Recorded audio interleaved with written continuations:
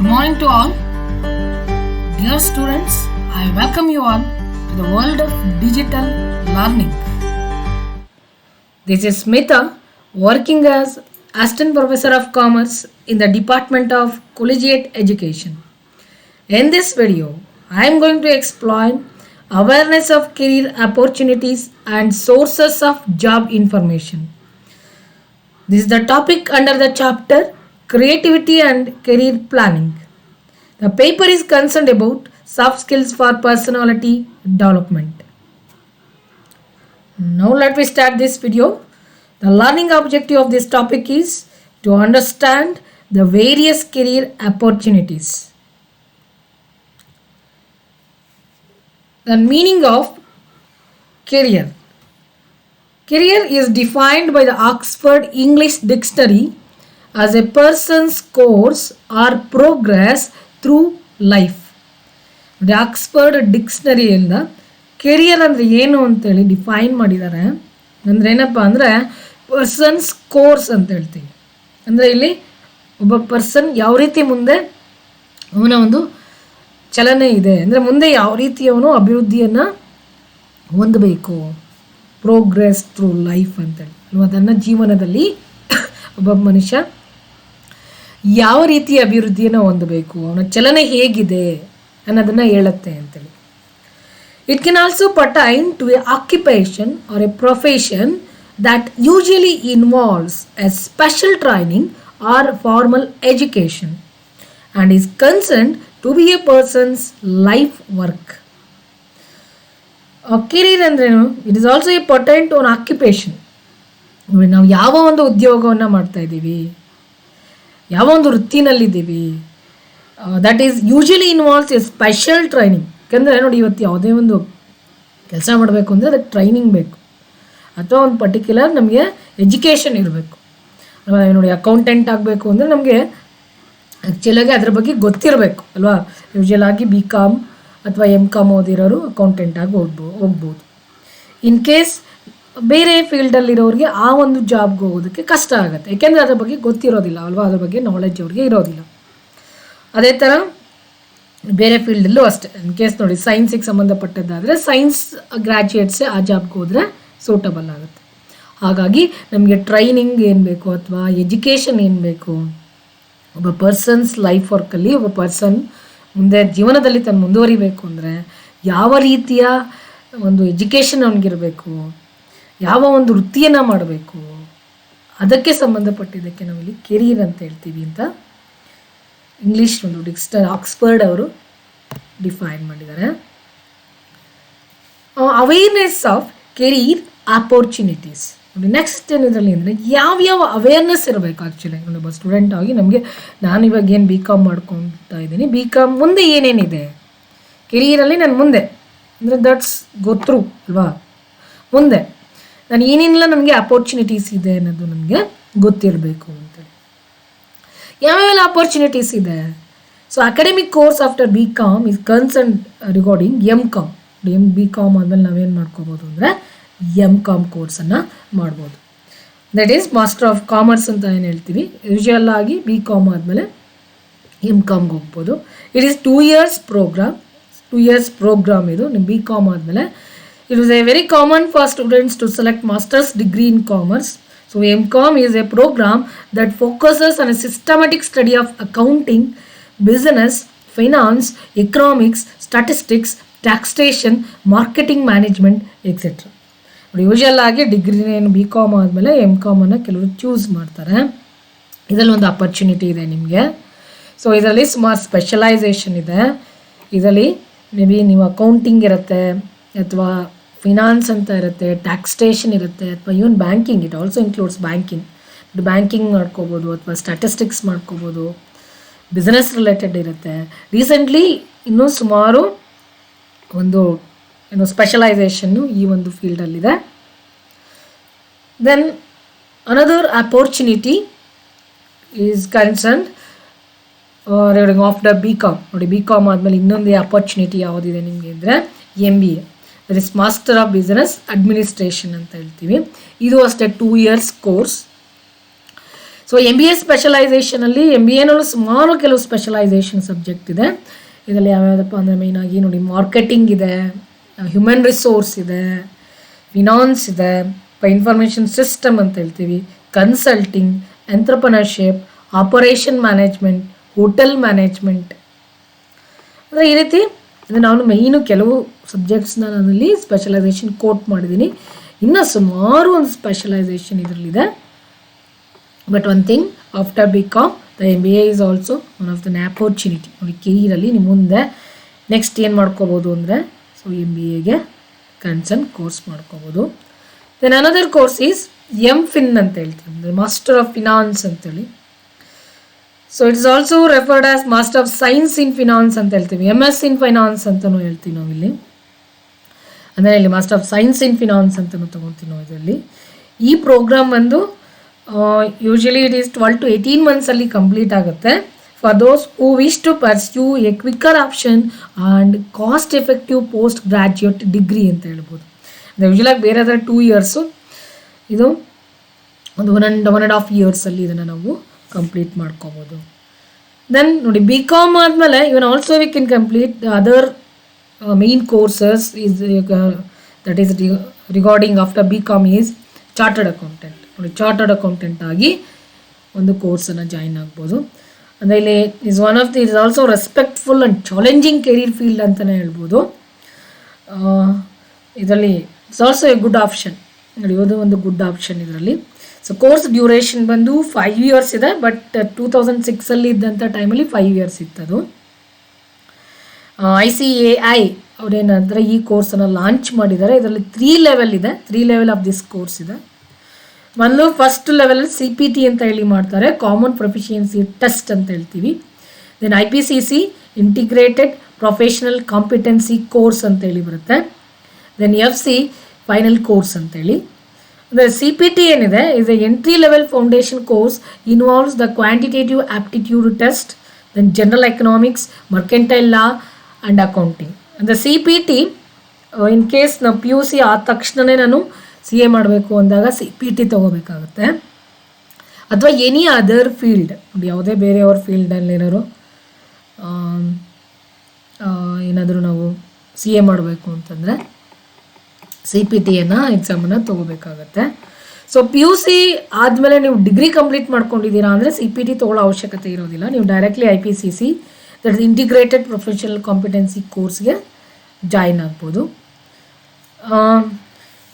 ಹಾಗಾಗಿ ನೋಡಿ, after PUC ಆದಮೇಲೆ ನೀವು CA ಮಾಡ್ಕೊಳ್ಳೋದಕ್ಕೂ, ಡಿಗ್ರಿ ಆದಮೇಲೆ CA ಮಾಡ್ಕೊಳ್ಳೋದಕ್ಕೂ ಡ್ಯೂರೇಷನ್ ಕಡಿಮೆ ಆಗುತ್ತೆ. ಬಟ್ ಇಲ್ಲಿ ರೀಸೆಂಟ್ಲಿ ಏನಿತ್ತು, even the council also decided to reduce the chartered accountant course duration from 5 years 3 months to 3 years and 3.5 years. Actually ಮೊದಲು 5 years ಇತ್ತು, 5 years 3 months ಕೋರ್ಸ್ ಇತ್ತು. ಬಟ್ ಅದನ್ನು 3.5 yearsಗೆ reduce ಮಾಡಿದ್ದಾರೆ ಕೋರ್ಸನ್ನು. ಎಲ್ಲ ಆರ್ಟಿಕಲ್ಶಿಪ್ ಕೆಲವು ಇರ್ತದೆ, ಅದನ್ನು ನಾವು ಕಂಪ್ಲೀಟ್ ಮಾಡಿಕೊಂಡ್ರೆ. ಬಟ್ ಏನಪ್ಪ ಅಂದರೆ ಒನ್ ಥಿಂಗ್, ಇದರಲ್ಲಿ ನಾವು ತುಂಬ ಡೆಡಿಕೇಟೆಡ್ ಆಗಿ ಆ ಕೋರ್ಸನ್ನು ಕಂಪ್ಲೀಟ್ ಮಾಡ್ಕೋಬೇಕು. 3 years 3 months 3.5 years ಅಂತ ಹೇಳ್ತಾರೆ. ಅಷ್ಟರಲ್ಲಿ ನಾವು ಅದನ್ನು ಕಂಪ್ಲೀಟ್ ಮಾಡ್ಕೋಬೇಕು. ಕಂಪ್ಲೀಟ್ ಮಾಡ್ಕೊಂಡಿಲ್ಲ ಅಂದರೆ ಇಟ್ ಮೇ ಬಿ ಎಕ್ಸ್ಟೆಂಡ್ ಆಗುತ್ತೆ ಅದು ಮುಂದಕ್ಕೆ. ಹಾಗಾಗಿ ಇದು ಒಂದು ಆಫ್ಟರ್ BCom ಒಂದು CA ಅನ್ನೋದು ಒಂದು ರೆಪ್ಯೂಟೆಡ್ ಕೋರ್ಸ್ ಅಂತ ಹೇಳ್ಬೋದು. ಇಟ್ ಪಾಸಿಬಲ್ ಆದರೆ ಈ ಒಂದು CA ಕೋರ್ಸನ್ನು ಜಾಯಿನ್ ಆಗಿ ಮಾಡ್ಕೊಳ್ಳಿ. ಇದರಲ್ಲಿ ನಾವು ಆಡಿಟರ್ಸ್ ಆಗ್ಬೋದು, ಅಥವಾ ನಾವೇ ಒಂದು ನಾವು CA ಆಫೀಸನ್ನು ಮಾಡ್ಕೋಬೋದು ನಾವು, ಅಥವಾ ಒಂದು ಒಳ್ಳೆ ರೆಪ್ಯೂಟೆಡ್ ಪೋಸ್ಟನ್ನು ನಾವು ಕಂಪ್ನಿಗಳಲ್ಲಿ CA ಮಾಡ್ಕೊಂಡಿದ್ದೀವಿ ಅಂದರೆ ಒಂದು ಒಳ್ಳೆ ರೆಪ್ಯೂಟೆಡ್ ಪೋಸ್ಟ್ ನಮಗೆ ಸಿಗುತ್ತೆ. ಯಾಕೆಂದರೆ ಜಸ್ಟ್ ಇದರಲ್ಲಿ ನೋಡಿ, ಒಂದು ಸೈನ್ ಆಗ್ತೀರಾ ಅಂದರೆ CAಗೆ ನೀವು ಕಂಪ್ಲೀಟ್ ಮಾಡ್ಕೊಂಡಿದ್ದೀರಿ ಅಂದರೆ ಆಡಿಟ್ ಮಾಡಿದ್ದಕ್ಕೆ ಸೈನಿಂಗ್ ಎಬಿಲಿಟಿ ಇರುತ್ತೆ. ಸೊ ಸೈನ್ಗೆ ಒಂದು ಜಸ್ಟ್ ನಾವೇನು ಇನ್ ಕೇಸ್ ನೀವು ಬ್ಯುಸಿ ಇದ್ದೀರಾ, ಏನೂ ಮಾಡಿಲ್ಲ ಅಂದರೆ ಯಾರಾದರೂ ಬೇರೆಯವರು ಆಡಿಟ್ ಮಾಡಿರ್ತಾರೆ. ಸೊ ಆಡಿಟ್ ಮಾಡೋದಕ್ಕೆ ಒಂದು ಸೈನ್ ಹಾಕಿದ್ರೆ ಸಾಕು, ಇಷ್ಟು ಪರ್ಸೆಂಟೇಜ್, ಅಂದರೆ ಟೋಟಲ್ ಆಡಿಟ್ ಒಂದು 5 crores ಇದೆ ಅಂದರೆ ನಿಮ್ಗೆ ಅದ್ರ ಮೇಲೆ ಎಷ್ಟು ಪರ್ಸೆಂಟೇಜ್ ಬೇಸ್ ಮೇಲೆ ನಿಮಗೆ ಅಮೌಂಟನ್ನು ಪೇ ಮಾಡ್ತಾರೆ. ಹಾಗಾಗಿ ದಿಸ್ ಆಲ್ಸೋ ಒಂದು ರೆಪ್ಯೂಟೆಡ್ ಕೋರ್ಸ್ ಅಂತ ಹೇಳ್ಬೋದು. ಸದ್ಯ ಆದರೆ ಈ ಕೋರ್ಸನ್ನು ಮಾಡ್ಕೊಳ್ಳಿ ಅಂತ ಹೇಳ್ತಾ, we move to the next slide. ನೋಡಿ, ಕಂಪನಿ ಸೆಕ್ರೆಟರಿ ಅಂತೇಳಿ ನೆಕ್ಸ್ಟ್ ಇರೋ ಕೆರಿಯರ್ ಅಪರ್ಚುನಿಟಿ ಯಾವುದಪ್ಪ ಅಂದರೆ ಕಂಪನಿ ಸೆಕ್ರೆಟರಿ, CS ಅಂತ ಹೇಳ್ತೀವಿ. ಇದೂ ಒಂದು important course. So this course is also afford by the institute of company secretaries of India, ICSI ಅಂತ ಏನು ಹೇಳ್ತೀವಲ್ಲ, ಸೊ ICSI ಅವರು ಅಫೋರ್ಡ್ ಮಾಡಿರೋ ಒಂದು ಕೋರ್ಸ್ ಇದು. ಇದರಲ್ಲೂ 3 ಲೆವೆಲ್ ಇರುತ್ತೆ. 3 ಲೆವೆಲ್ಸ್ ಕೋರ್ಸನ್ನು ನಾವು ಕ್ಲಿಯರ್ ಮಾಡ್ಕೋಬೇಕಾಗುತ್ತೆ. ಒಂದು foundation, executive and final course ಅಂತ ಇರುತ್ತೆ. ಇದನ್ನು ಅಷ್ಟೇ ಇಟ್ಸ್ ಡಿಪೆಂಡ್, ನಾವು ಯಾವ ರೀತಿ ಅದನ್ನು ಕೋರ್ಸನ್ನು ಕಂಪ್ಲೀಟ್ ಮಾಡ್ಕೊತೀವಿ ಅದರ ಮೇಲೆ ಡಿಪೆಂಡ್ ಆಗುತ್ತೆ. ಸೊ ನೆಕ್ಸ್ಟ್ ICWAI ಅಂತ ಹೇಳ್ತೀವಿ, institute of cost and works accountants of India ಅಂತೇಳಿ. ಸೊ ಇದರಲ್ಲೂ ಅಷ್ಟೇ ಇದು ಮೇಯ್ನಾಗಿ ಕಂಪ್ಲೀಟ್ ಮಾಡ್ಕೊತು ಅಂದರೆ ಇದು ಕಾಸ್ಟಿಗೆ ಸಂಬಂಧಪಟ್ಟಂತೆ, ಕಾಸ್ಟ್ ಸ್ಪೆಷಲೈಸೇಷನ್ಗೆ ಸಂಬಂಧಪಡುತ್ತೆ ಇದು. ಸೊ ಇದು ಒಂದು ಮೇನ್ ಇಂಪಾರ್ಟೆಂಟ್ ಕೋರ್ಸ್ ಅಂತ ಹೇಳ್ಬೋದು ನಮ್ಮದು BCom ಆದಮೇಲೆ. Then next certified public accountants ಅಂತ ಇದೆ. ಇದು 1 year ಕೋರ್ಸ್ ಆ್ಯಕ್ಚುಲಾಗಿ, CPA ಅಂತ ಹೇಳ್ತೀವಿ. ಸೊ CPAನೂ ಸಹ ನಾವು ಕಂಪ್ಲೀಟ್ ಮಾಡ್ಕೋಬೋದು. ದೆನ್ ನೆಕ್ಸ್ಟ್ ಒಂದು ಸರ್ಟಿಫೈಡ್ ಮ್ಯಾನೇಜ್ಮೆಂಟ್ ಅಕೌಂಟೆಂಟ್ ಅಂತ ಇದೆ, CMA ಅಂತೇಳಿ ಇನ್ನೊಂದು ಕೋರ್ಸ್ ಇದೆ. ಸೊ ಅದನ್ನು ನಾವು ಇದರಲ್ಲಿ ಕಂಪ್ಲೀಟ್ ಮಾಡ್ಕೋಬೋದು. ನೋಡಿ ಎಷ್ಟು ನಿಮಗೆ ಕೆರಿಯರ್ಲಿ ಯಾವ್ಯಾವೆಲ್ಲ ಆಫ್ಟರ್ ದ BCom ಅಂದರೆ ಪಾಸಿಬಲ್, ಇನ್ನೂ ಬೇರೆ ಬೇಕಾದಷ್ಟು ನಮಗೆ ಕೋರ್ಸಸ್ ಇದೆ. ನಾನು ಮೇನ್ ಕೋರ್ಸಸ್ಸನ್ನು ಕೆಲವನ್ನು ಮಾತ್ರ ಇಲ್ಲಿ ಕೋಟ್ ಮಾಡಿದ್ದೀನಿ. Then next is sources of job information. ನಮಗೆ ಜಾಬ್ ಇನ್ಫಾರ್ಮೇಷನ್ ಬೇಕು ಅಂದರೆ ಯಾವ್ಯಾವೆಲ್ಲ ಸೋರ್ಸಸ್ ಇದೆ. First thing is the internet. ನೋಡಿ internet is the main source ಅಂತ ಹೇಳ್ಬೋದು ನಾವು ಇವತ್ತು. ಏಕೆಂದರೆ ನೋಡಿ ಇವತ್ತು ನಮಗೆ ನೆಟ್ ಕನೆಕ್ಷನ್ ಒಂದು ನಮಗೆ ಸರಿಯಾಗಿದೆ ಅಂದರೆ, ನೆಟ್ಟಿಗಿದೆ ಅಂದರೆ ನೀವು ನೆಟ್ಟಲ್ಲಿ ನಿಮಗೆ accountant job post, vacancy regarding accountant, vacancy regarding marketing or finance or any jobs, job ರಿಲೇಟೆಡನ್ನು ನೀವು ನೆಟ್ಟಲ್ಲಿ ಸರ್ಚ್ ಮಾಡಿದ್ರೆ ಸಾಕು, ಸುಮಾರು ಅದಕ್ಕೆ ರಿಲೇಟೆಡ್ ಆಗಿರ್ತಕ್ಕಂಥ ವೆಬ್ಸೈಟ್ಸ್ ಬರುತ್ತೆ, ಅಥವಾ ಈವನ್ ಇನ್ಫಾರ್ಮೇಷನ್ಸ್ ಎಲ್ಲನೂ ನಮಗೆ ಅದರಲ್ಲಿ ಸಿಗುತ್ತೆ. ಸೊ ಹಾಗಾಗಿ ಇಂಟರ್ನೆಟ್ ಏನಿದೆ ಇವತ್ತು main source of job information ಅಂತ ಹೇಳ್ಬೋದು. ಯಾಕೆಂದರೆ ಅದರಲ್ಲಿ ಥ್ರೂ ದಟ್ ಇಂಟರ್ನೆಟ್ ನಮಗೆ ಸೂಟಬಲ್ ಜಾಬ್ ಯಾವುದು, ನಾನು ಏನು ಕೋರ್ಸನ್ನು ಕಂಪ್ಲೀಟ್ ಮಾಡ್ಕೊಂಡಿದ್ದೀನಿ, ಈ ಕೋರ್ಸ್ ಕಂಪ್ಲೀಟ್ ಮಾಡ್ಕೊಂಡಿದ್ದೀನಿ ಅಂತಂದರೆ, ಅಥವಾ ಇಂಥ ಪರ್ಟಿಕ್ಯುಲರ್ ಜಾಬ್ ಒಂದು ಬ್ಯಾಂಕಿಂಗ್ ಇರ್ಬೋದು ಅಥವಾ what ever it may be, ಯಾವುದಾದ್ರೂ ಅಥವಾ ಕೋಚಿಂಗ್ ಸೆಂಟರ್ಸ್ದು ಇರ್ಬೋದು, ಎನಿ ಫ್ಯೂಚರ್ ಇನ್ಫಾರ್ಮೇಷನ್ಸ್ ನೋಡಿ, ಏನೇನು ನಿಮಗೆ ಜಾಬ್ ರಿಲೇಟೆಡ್ ಇನ್ಫಾರ್ಮೇಷನ್ಸ್ ಇರ್ಬೋದು, ಅಥವಾ ಎಂಟ್ರೆನ್ಸ್ ಎಕ್ಸಾಮಿನೇಷನ್ಸ್ ಯಾವಾಗ ಆಗುತ್ತೆ. ಯಾಕೆಂದರೆ ಈಚೆಗೆ ಏನಾಗಿದೆ, ಪ್ರತಿಯೊಂದು ಆನ್ಲೈನಲ್ಲಿ ನೆಟ್ಟಲ್ಲಿ ಅವರು ಎಲ್ಲ ಒಂದು ಇನ್ಸ್ಟಿಟ್ಯೂಟ್ ಅವರು ಇನ್ಫಾರ್ಮೇಷನನ್ನು ಪ್ರೊವೈಡ್ ಮಾಡ್ತಾರೆ. ಅದು ಪ್ರೈವೇಟ್ ಜಾಬೇ ಇರ್ಬೋದು, ಗೌರ್ಮೆಂಟ್ ಜಾಬೇ ಇರ್ಬೋದು, ಎಲ್ಲಿದೆ ಅನ್ನೋದನ್ನು ನೋಟಿಫಿಕೇಷನನ್ನು ಕೊಡ್ತಾರೆ. ಸೊ ಅದನ್ನು ನಾವು ಇಂಟರ್ನೆಟ್ಟಲ್ಲಿ ಸರ್ಚ್ ಮಾಡ್ಬೋದು. ದೆನ್ ಪ್ಲೇಸ್ಮೆಂಟ್ ಆಫೀಸರ್ಸ್ ಇದೆ. ಪ್ಲೇಸ್ಮೆಂಟ್ ಆಫೀಸರ್ ಏನಿದೆ, it is also one of the source of job information ಅಂತೇಳಿ. ಇದು ಪ್ರತಿಯೊಂದು ಕಾಲೇಜಸಲ್ಲೂ ಮತ್ತು ಪ್ರತಿಯೊಂದು ಯೂನಿವರ್ಸಿಟೀಸಲ್ಲೂ ಪ್ಲೇಸ್ಮೆಂಟ್ ಆಫೀಸರ್ ಅಂತ ಇರ್ತಾರೆ.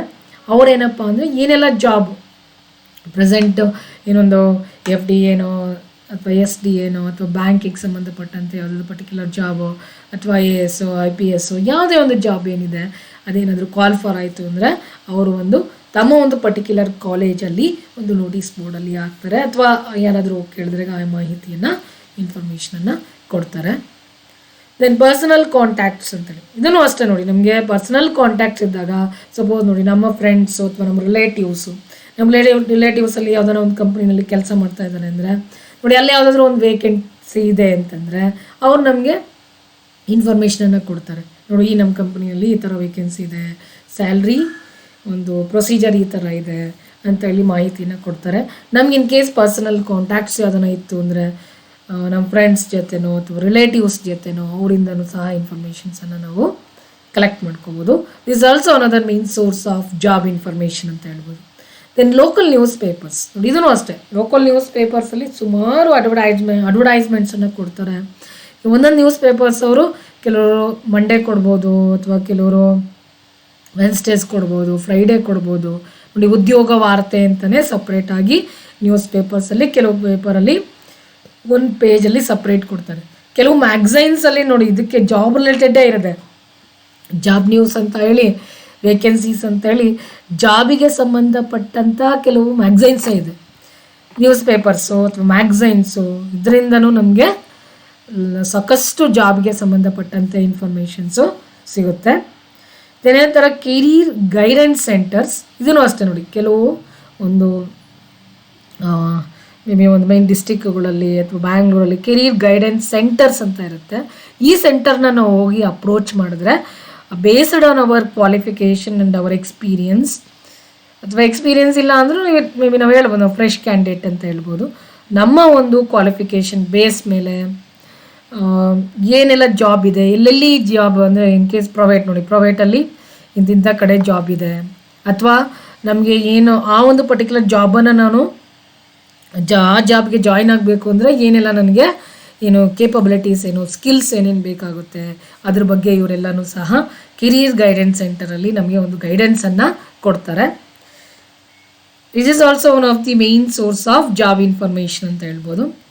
Then another source is television and radio advertisements. ಇದರಲ್ಲೂ ಇವನ್ ಇವತ್ತು ಎಷ್ಟೋ ದೂರದರ್ಶನ್, ನಮ್ಮ ದೂರದರ್ಶನ ಇದರಿಂದನೂ ಸಹ ನಮಗೆ ಟೆಲಿವಿಷನಿಂದ ಅಥವಾ ಈವನ್ ರೇಡಿಯೋ ಅಡ್ವರ್ಟೈಸ್ಮೆಂಟ್ಸಲ್ಲೂ ಸಹ ಸುಮಾರು ಅಡ್ವರ್ಟೈಸ್ಮೆಂಟ್ಸನ್ನು ಕೊಡ್ತಾ ಇರ್ತಾರೆ. ಅದನ್ನು ಜಾಬ್ ವೇಕೆನ್ಸಿ ಇದೆ ಅಂತಂದರೆ ಇಂತಿಂಥ ಒಂದು ಪರ್ಟಿಕ್ಯುಲರ್ ಇದರಲ್ಲಿ ಇಷ್ಟು ಪೋಸ್ಟು, ಟೋಟಲ್ ಪೋಸ್ಟ್ ಇಷ್ಟು ವೇಕೆನ್ಸಿ ಇದೆ, ಮತ್ತು ಅದರಲ್ಲಿ ಯಾವ್ಯಾವ ಥರ ರಿಸರ್ವೇಷನ್ ಯಾವ ಥರ ಇದೆ, ಮತ್ತು ಕ್ವಾಲಿಫಿಕೇಷನ್ ಏನು ಬೇಕು, ಮತ್ತು ಯಾವ ರೀತಿ ಸ್ಯಾಲ್ರಿ ಯಾವ ಥರ ಇದೆ, ಪ್ರತಿಯೊಂದನ್ನು ಸಹ ಅದರಲ್ಲೂ ಟೆಲಿವಿಷನ್ ಅಥವಾ ರೇಡಿಯೋನಲ್ಲೂ ಸಹ ಅಡ್ವರ್ಟೈಸ್ಮೆಂಟನ್ನು ಕೊಡ್ತಾ ಇರ್ತಾರೆ. ದೆನ್ ಆಲ್ಸೋ ಪೋಸ್ಟರ್ಸ್ ನೋಡಿ, ಕೆಲವು ಕಡೆ ಇವನ್ ಪೋಸ್ಟರ್ಸ್ ದೊಡ್ಡ ದೊಡ್ಡ ಒಂದು ಪೋಸ್ಟರ್ಸನ್ನು ಕೆಲವು ಇದೆಲ್ಲ ಅಂಟಿಸ್ಬಿಡ್ತಾರೆ. ನೋಡಿ ಇಂಥ ಕಂಪ್ನಿ, ಇನ್ ಕೇಸ್ ಹೊಸ್ದಾಗಿ ಒಂದು ಕಂಪ್ನಿ ಸ್ಟಾರ್ಟ್ ಆಗಿದೆ ಅಂದರೆ ಸೊ ಅವರು ಒಂದು ಥ್ರೂ ದಟ್ ಪೋಸ್ಟರ್ಸ್ ಅಲ್ವಾ, ಒಂದು ಪೋಸ್ಟರ್ ಅಂಟಿಸ್ಬಿಡ್ತಾರೆ, ನೋಡ್ಬಿಟ್ಟು ನೋಡಿ ಇಂಥ ಕಡೆ ನಮ್ಮದು ಇಂಥ ಕಂಪ್ನಿನ ಎಸ್ಟಾಬ್ಲಿಷ್ ಮಾಡ್ತಾ ಇದ್ದೀವಿ, ಸೊ ಇಂಥ ಕಂಪ್ನಿಯಲ್ಲಿ ನಮಗೆ ಎಷ್ಟು ಜನ ಎಂಪ್ಲಾಯೀಸ್ ಬೇಕು, ಯಾವ್ಯಾವ ಕ್ವಾಲಿಫೈಡ್ ಎಂಪ್ಲಾಯೀಸ್ ಬೇಕು ಅನ್ನೋದನ್ನು ಅವರು ಅಲ್ಲಿ ಥ್ರೂ ದಟ್ ಪೋಸ್ಟರ್ಸಲ್ಲೂ ಸಹ ಮಾಹಿತಿಯನ್ನು ಇನ್ಫಾರ್ಮೇಷನ್ನ ಕೊಡ್ತಾರೆ. Then face to face communication with peers ನೋಡಿ, face to face communication with peers, ಕೆಲವು ಸತಿ ನಮ್ಮ ಪೀರ್ಸ್ ಅಂದರೆ is nothing but you friends ಅಥವಾ ನಮ್ಮ ಜೊತೆಗಾರರು ಅಂತ ನಾವೇನು ಹೇಳ್ತೀವಲ್ಲ ಅವರು, ಅಥವಾ ನಮ್ಮ ಜೊತೆಯಲ್ಲಿರೋರು. ನೋಡಿ ನಮಗೆ ಇವಾಗ ನಾನು ಯಾವುದೋ ಇನ್ಫಾರ್ಮೇಷನನ್ನು ನೋಡಿದೆ ಇಲ್ಲೆಲ್ಲೋ ಪೋಸ್ಟಿಂಗ್ ಇದೆ ಅಂತಂದರೆ ನಾನು ಇಮಿಡಿಯೇಟ್ ಆ ಇನ್ಫಾರ್ಮೇಷನ್ಸನ್ನು ಇನ್ನೊಬ್ಬರಿಗೆ ಕೊಡ್ತೀನಿ. ಅದನ್ನು ಇಲ್ಲಿ ನಾನು ನಮ್ಮ ಫ್ರೆಂಡ್ಸಿಗೆ ಹೇಳ್ತೀನಿ ಅಥವಾ ಇನ್ಯಾರಿಗೂ ಹೇಳ್ತೀನಿ. ಅವರಿಂದ ನಾವು ಫೇಸ್ ಟು ಫೇಸ್ ಕಮ್ಯುನಿಕೇಷನ್ ಮಾಡೋದ್ರಿಂದನೂ ಸಹ ನಾವು ಇನ್ಫಾರ್ಮೇಷನ್ಸನ್ನು ಗೇನ್ ಮಾಡ್ಬೋದು. ನೋಡಿ, these are the sources of information. Okay, dear students, I hope all of you are understand about this topic. Any doubts ಏನಾದರೂ ಇದ್ದರೆ ನಿಮಗೆ ಪ್ಲೀಸ್ ಕಾಮೆಂಟ್ ಮಾಡಿ, ಯೂಟ್ಯೂಬಲ್ಲಿ ಕಾಮೆಂಟ್ ಮಾಡಿ ನಿಮ್ಮ ಡೌಟ್ಸನ್ನು ನೀವು ಕೇಳ್ಬೋದು. Thank you all of I thank to all of you for your patience to hearing this video. So thank you.